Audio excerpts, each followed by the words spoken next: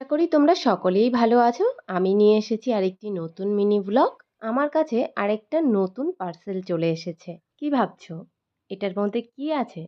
আসলে এই পার্সেলটার মধ্যে খুব উপকারী একটা জিনিস আছে। আমি মনে করি প্রত্যেকটা মানুষেরই এটা ইউজ করা উচিত। পার্সেলটার মধ্যে ছিল একটা বডি ওয়াশ।